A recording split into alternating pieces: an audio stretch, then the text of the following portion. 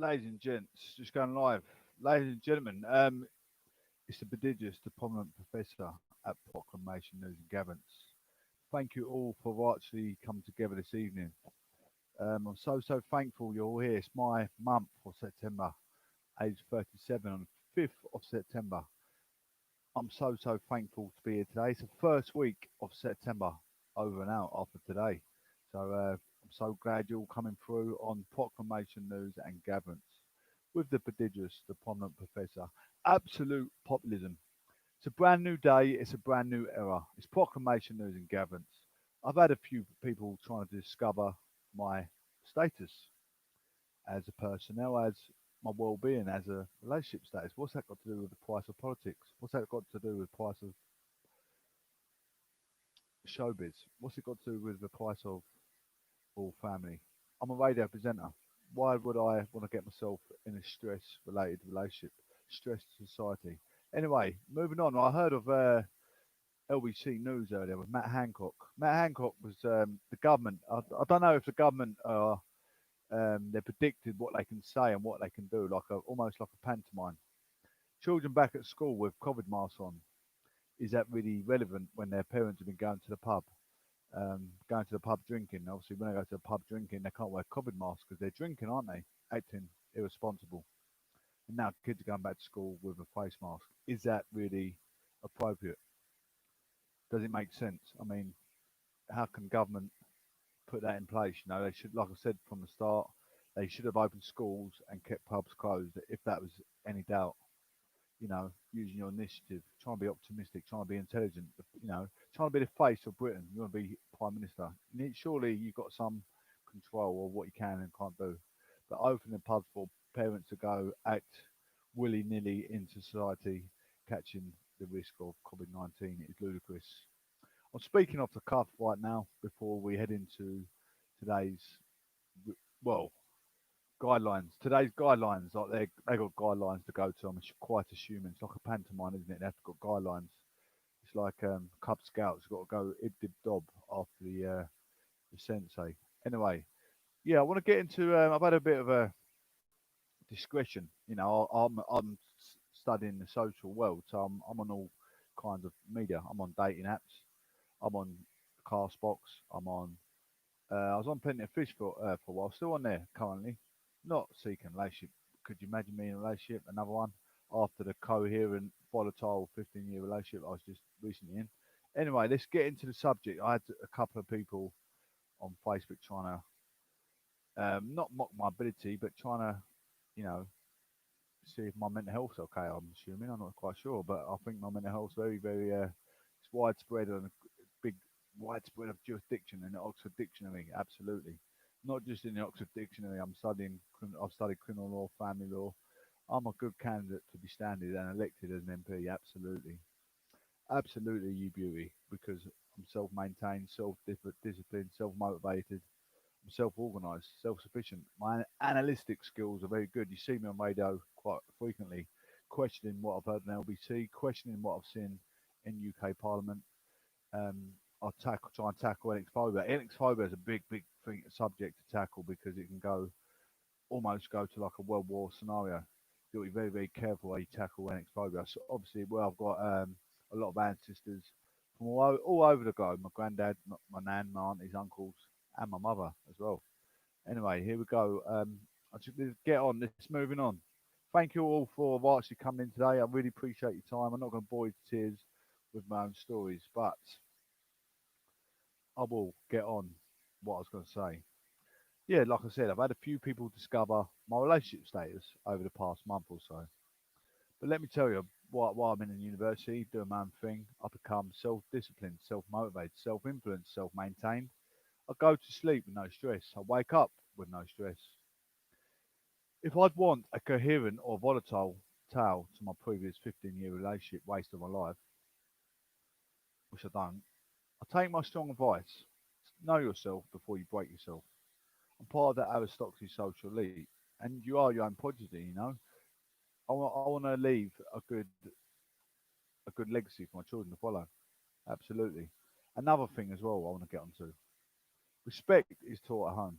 If your kid is disrespectful, little SHIT. I'd say it because I've got kids protection thing on my radio. It's your fault, not society's, not music, not video games. It's yours. It's your fault. Those parents only have themselves to blame. Vile children, teach them some respect. You're the parent. Don't blame your lack of discipline or the fact you couldn't work your last relationship. You both made it, so go and fix it. Fix the mess you hold up. Or they end up in a metropolitan lunatic asylum. Absolutely. If your kid is playing up, you should send them to the loony bin. Absolutely, till they get on the straight and narrow once again. Anyway, we're going into showbiz, ladies and gents. Thank you all for coming in. Thank you for participating, giving me some acknowledgement. Some people give me some encouragement, which is very, very nice. I'm on YouTube, Castbox. I'm on Facebook as well. BGT, diversity, BLM performance attracts complaints to Ofcom. We're going into no business like show business. Absolute populism on radio presenting. A Black Lives Matter inspired performance by dance troupe diversity on ITV's Britain's Got Talent has received hundreds of complaints. Ofcom said there were 1,121 complaints with BGT, mostly regarding diversity. Ashley Banjo led Saturday's routine, which saw him being knelt on by a police officer, a reference to George Floyd's death in police custody. Banjo, who is also BGT's judge, said diversity wanted to express how the events of this year made us feel. We are assessing the complaints against our broadcasting rules, but are yet to decide whether or not to investigate, an Ofcom spokesperson told the BBC. There was no confirmation of the exact nature of the complaints, but the performance attracted both praise and scorn on social media for its political stance, with Banjo referring to both in its tweet after the show. I mean, people shouldn't really be mimicking what happened to that Floyd because no one knows what happened behind the scenes. You don't know what you see in the media. It's very horrific, but we don't know what happened in the small print, do we? We don't know what happened. What did George Floyd do beforehand? Did he antagonise the police officer? We don't know. We don't know 1,000,000%. I'm quite assuming he may have been killed by accident. I'm assuming, but we don't know if that George Floyd did antagonise police officer, do we? None of us do. So we're all painting these pictures, making this Black Lives Matter, which is quite, a good thing to do because there's a small minority of black community, but we don't know the ins and outs of a duck's back chronic hole. Anyway, part of the diversity performance saw Banjo lying on the floor while dancers dressed as a police officer handcuffed him. Other performers crowded around with smartphones as if to film and take photos of the incident. The dance was also narrated and included the line, "What we thought we knew." Some clearly didn't. Black Lives Matter. The group, who won a talent show in 2009, then all took a knee before the song Black Lives Matter by Dax Began, which features the lyrics, "I can't breathe," the less words which George Floyd repeatedly said as he was restrained. Both Britain's Got Talent and Diversity have been approached for comment. Banjo is taking Simon Cowell's place on the judging panel for the series after Cowell injured his back. The show returned to the screens of lockdown with a few changes due to coronavirus. Fans were seen beamed on a huge screen behind the stage as there was no studio audience. And judging comedian Steve Royal became the first contestant to win a place in the BGT final after a format change meant the judges could choose one of the acts to go straight through to the final. The other seven competitors will now face the public vote in hope of landing the other place. Ladies and gents, is the prodigious appointment professor at PNG, Proclamation News and Gatherings, absolute populism. Sharing is caring. Help me actually build a bigger audience, more subscribers, more followers, build a bigger, better establishment. This is a business to be recognised, a radio presenter to be recognised because I'm a good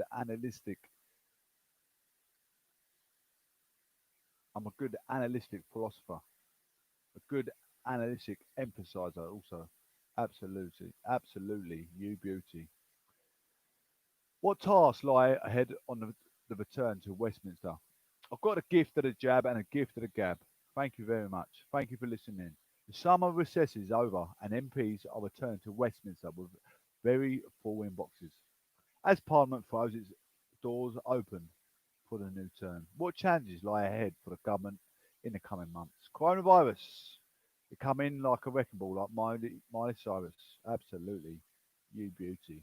The challenges posed by the coronavirus pandemic will be the forefront of ministers' minds, namely how to encourage a return to something approaching normal while keeping the virus under control. As the holiday season winds up, many of the Conservative Party want to see more done and encourage people to back to offices in England. And ministers are urging those working from home to speak to their employers about returning to workplaces where it is safe to do so. Health Committee Chair Jeremy Hunt has warned the situation coming into winter is potentially very perilous. He added, I think we want to get the economy back moving. The most important thing is that we keep transmission as low as we can possibly. Brexit trade talks, which much of the focus is likely to be coronavirus. There's also securing a trade deal with the European Union. Boris Johnson has been clean on the timetable. He says the transition period, which means the UK is still following many EU rules, must end on the 31st of December 2020. If the two sides do not reach an agreement by the end of the year, UK would revert to trading with the EU on the World Trade Organisation terms, something many Tory MPs are comfortable with, but which critics claim could damage the economy further. Talks between the teams of negotiators have been ongoing since March, with some virtual summits replacing face-to-face meetings during the height of lockdown. What happens in post-Brexit talks? But at the end of every round of negotiations, the same message comes out from both camps. There has been little progress and considerable gaps remain. We're going to have a little chat before we get to the end of this paragraph. BBC reality checks Chris Morris and said compromises will need to come to the surface in the next few weeks. If the EU and the UK are to agree a deal in October and to give both sides enough time to ratify it with their parliaments. But with so little progress having been made so far, our correspondent says there are already suggestions that talks could drag into November. I mean, it's a bit like table tennis, isn't it? This Brexit. 1 minute we're going to exit with the Brexit. Now we're bringing negotiations with the EU, still having business with the EU.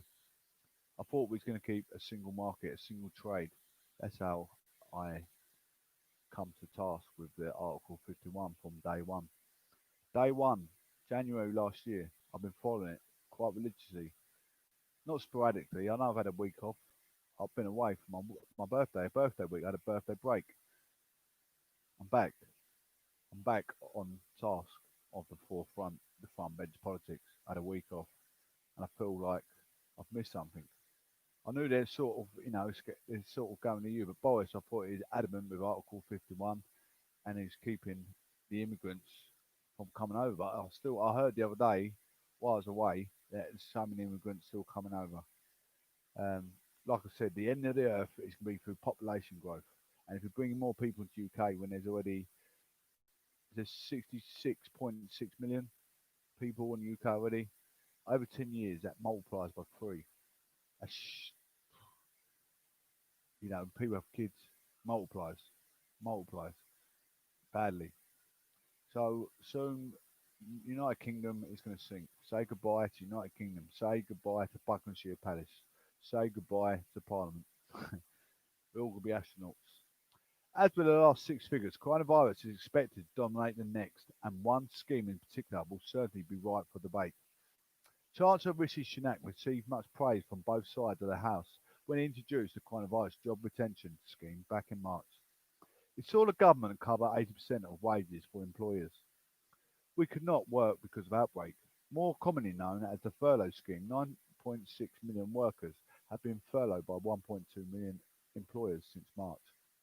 But the programme is winding down. Since the 1st of August, employers have had to pay national insurance and pension contributions for their staff. And it is now September. They will have to pay 10% of their furloughed employers' salaries, rising to 20% in October. Before the scheme closes, the government has offered £1,000 bonus to companies bringing back furloughed employees. in an effort to prevent job losses. Opposition parties are arguing this scheme to be extended, following in the footsteps of the European countries, while the effects of the virus continue. I've seen a lot of people moaning about we're still in lockdown, still this, but like we're just witnessing, the furlough scheme is still paying your backside, still putting food and you know food, water on your table for your loved ones, for yourself. Enjoy it. A long summer. Enjoy it. Don't complain. Why are we having people complaining? Oh, I want to go back to work. Really, you don't want to go back to work. You're having a free holiday, having a free ride, having a free country. Enjoy yourself. Stop whinging. Thank the government.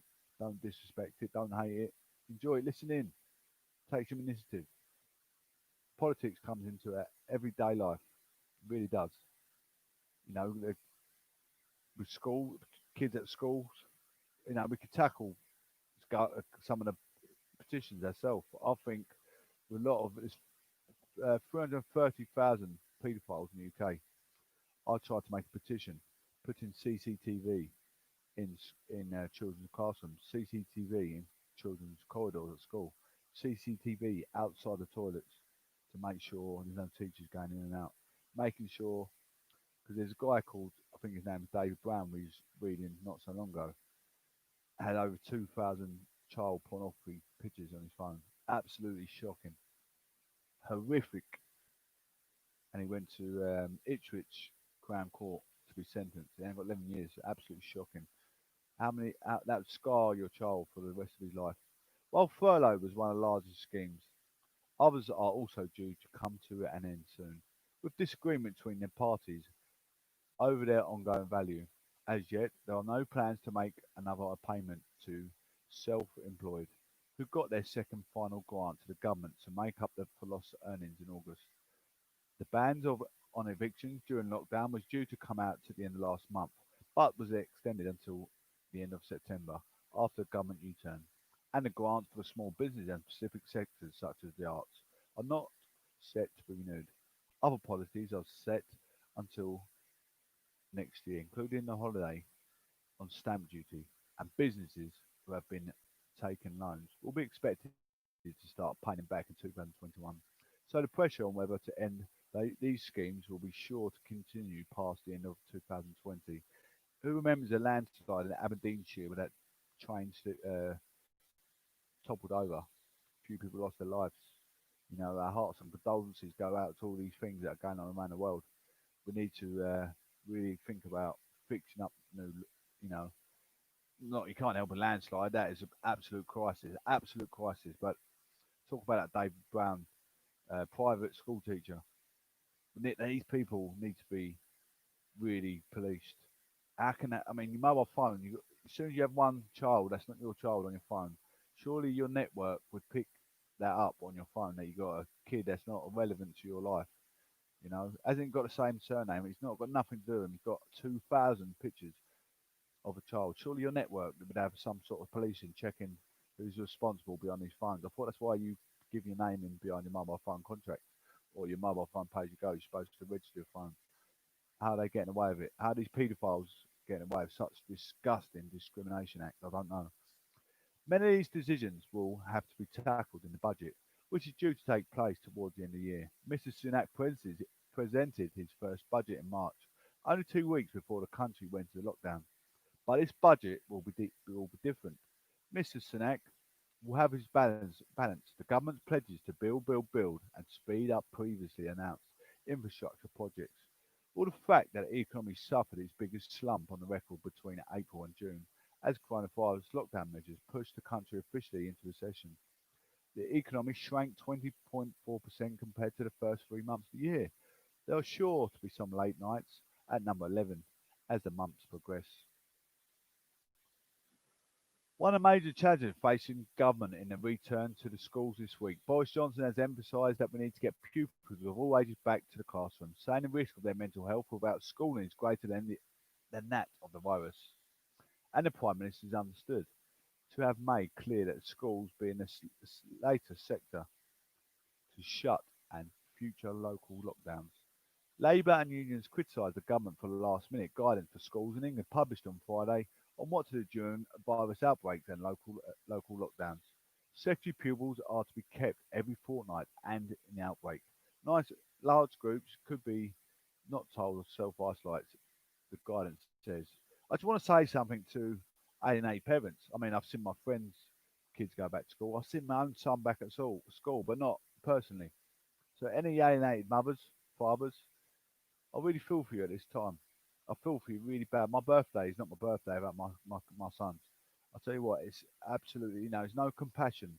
There's, you don't, there's no like, there's no one to help your mental health. You should be having someone there at your beck and call when you're feeling low, when your chips are down, when you're late at night and you're sitting there in the dark and it's cold. You're going to sleep and you're lonely. You used to have your son or your daughter there, and then you have nothing.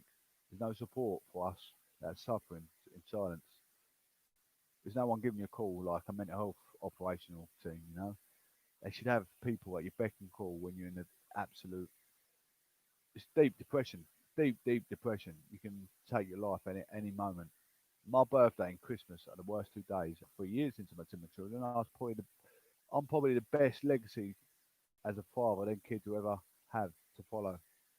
Well, I am, without doubt. I'm their father for one. Secondly, I've got a great legacy. Secondly, and thirdly, I'm still moving mountains, still climbing mountains, jumping through hurdles, jumping through hoops to get where I need to be.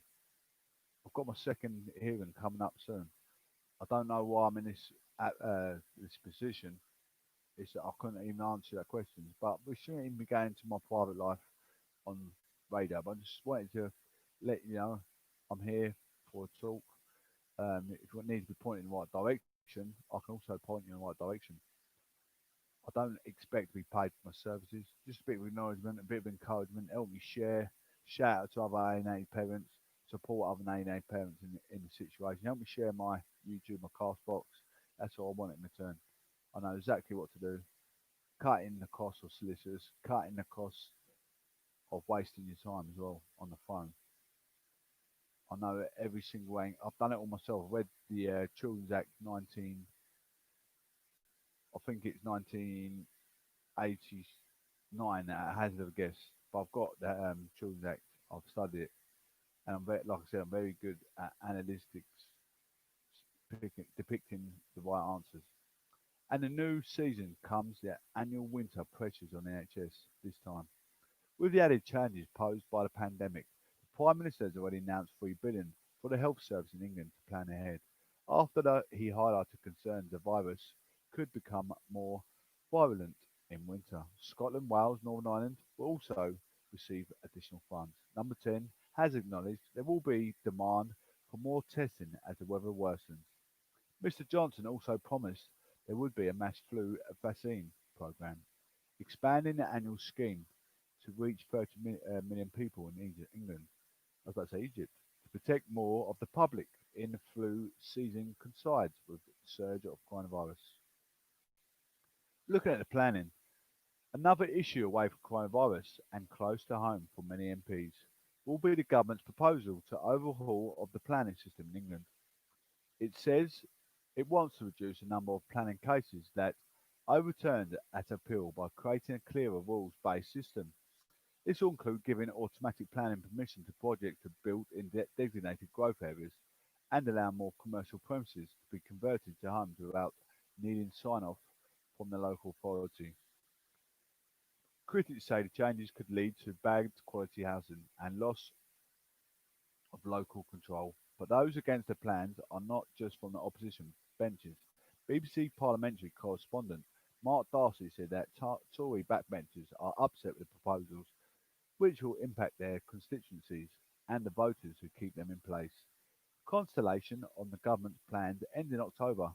Let's go back to Matt Hancock. I mean, not digging Matt Hancock out, obviously. He goes on LBC Radio, gets tackled by Nick Ferrari, Nigel Farage, or whoever, the radio presenter on LBC, leading. But really, like I say, I mean, I was on LBC Facebook. I do like LBC Radio myself. I'm not going to put them down, even though I'm doing my own thing. I'm not going to put them down because, you know, they've been doing it for years. I haven't been doing it for years, but I've been studying media since 1995, on and off. Not kept grounded because I've been doing activist sort of thing, in sports and stuff. But I've done media studies since 1995. I know the difference between tabloid and broadsheet newspaper just through my academic integrity and the way I remember things.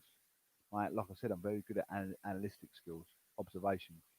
Them sort of things always stick in my mind. I've got a mind like a sponge. I didn't get good grades for my GCSEs because I was really good at football. I was good at all round the sports, but I was also good with my intelligence. I knew what I needed to know, and I still remember it clear as day.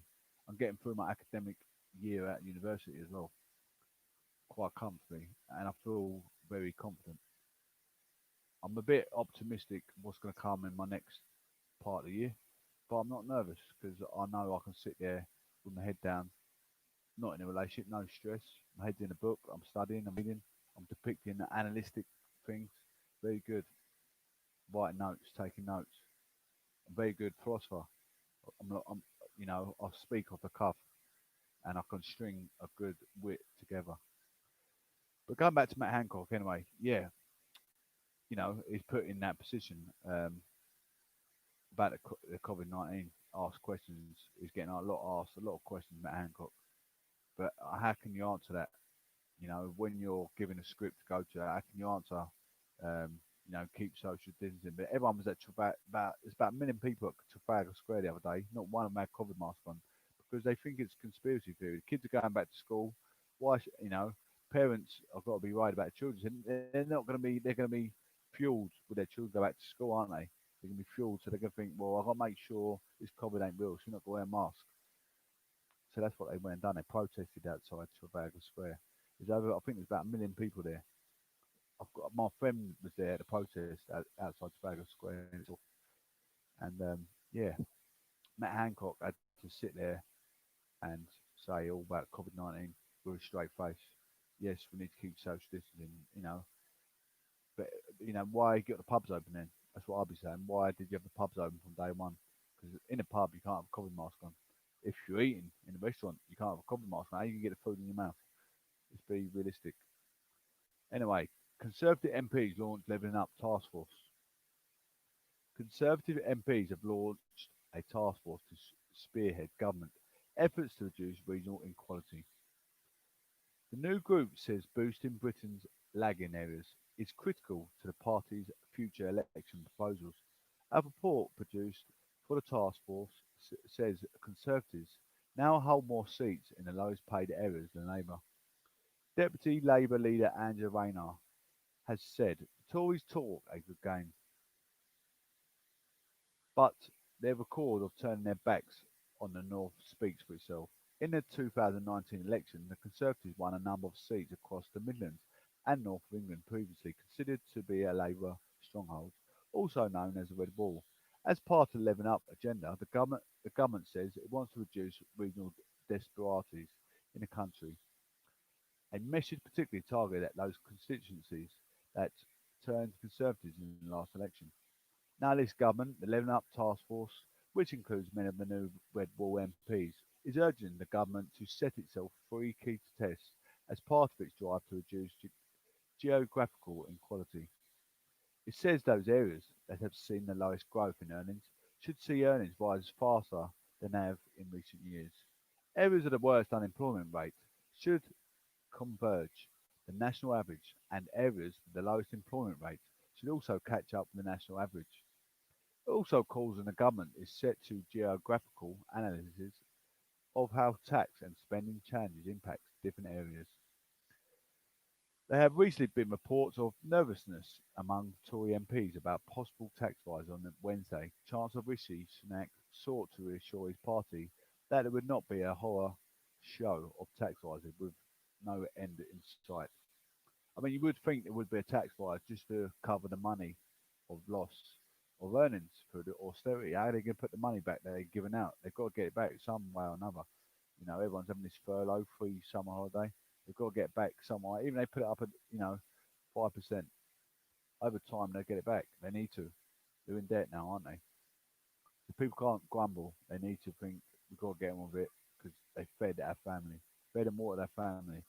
Analysis produced an onward think tank for the new group found that of the bottom quarter of the seats in Britain with the lowest earnings, more are now held by the Conservatives. 77 Labour 74. It's also said that UK was one of the most geographically unbalanced developed economies, arguing that in Germany 12% of people live in areas where average income is 10% below the national average, while in the UK 35% do. And it highlighted that while 2004's London's economy was the same size as Northern England, it had grown to be a quarter larger. A recent report by the Institute of Fiscal Studies argued that geographical inequalities in earnings and household incomes have in fact fallen since early 2000s. Hammer forward Joe Guyton, MP of Stoke-on-Trent Central and member of Task Force, said there's a lot of untapped potential in parts of the country that have felt left behind for a long time.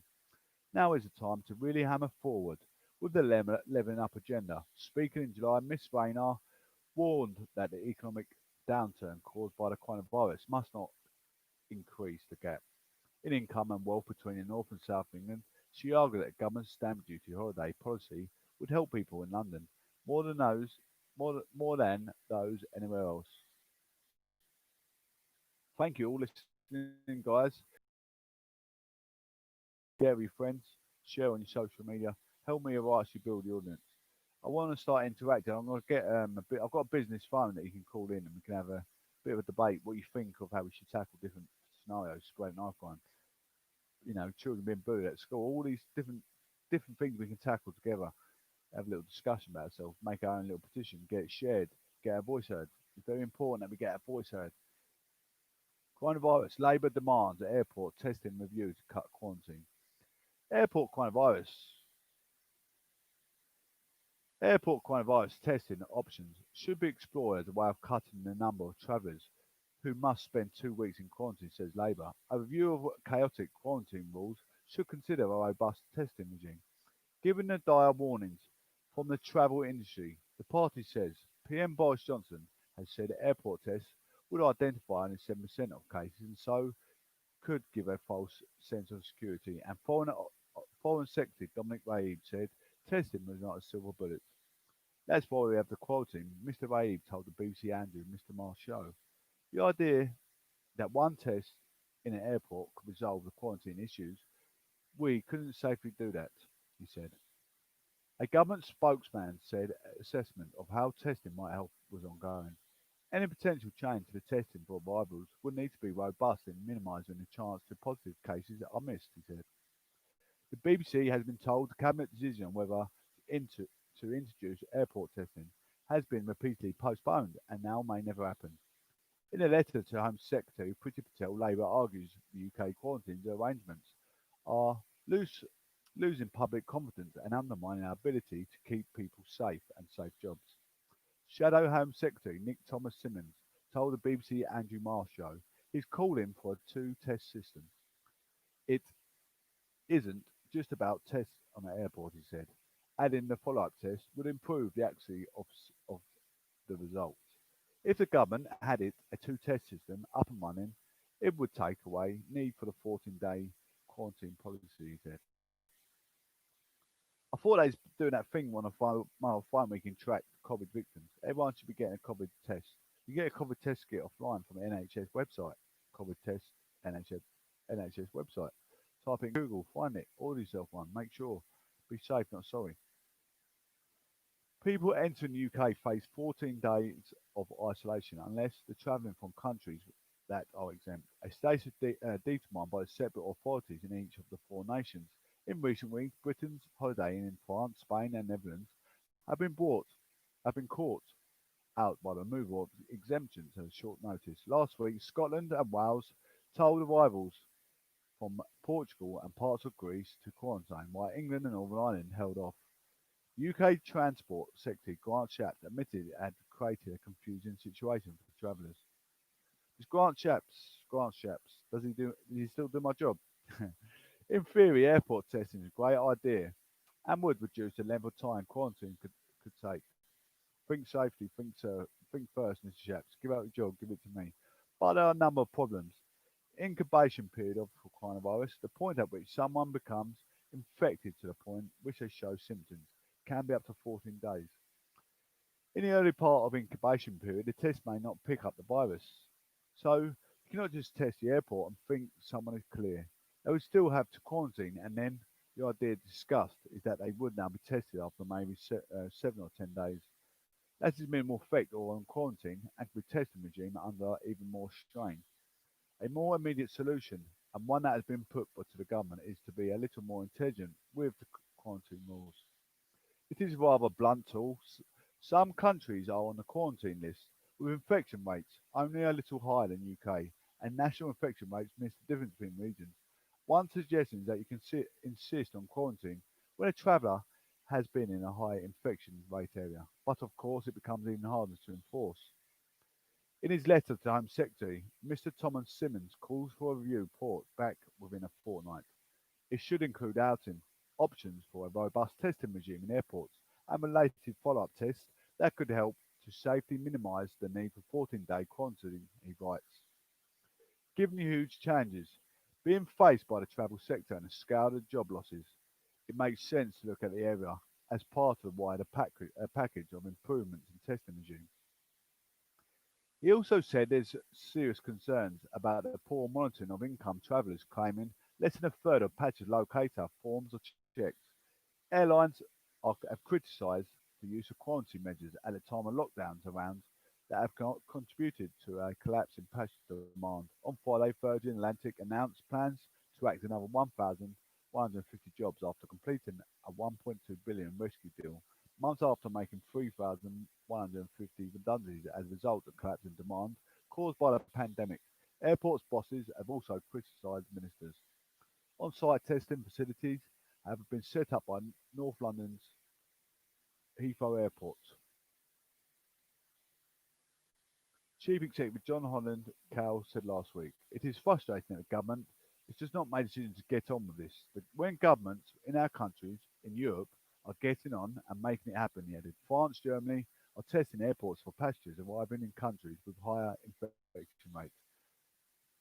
We can look at the coronavirus deaths in the UK. Total deaths 41,549 thousand. 41,549 deaths. Latest daily figure 12 deaths. Total confirmed cases 344,164 confirmed cases. And on Friday, former Brexiteer David Davis said testing at UK airports, with passengers given results within 2 hours, could cut quarantine to less than 5 days.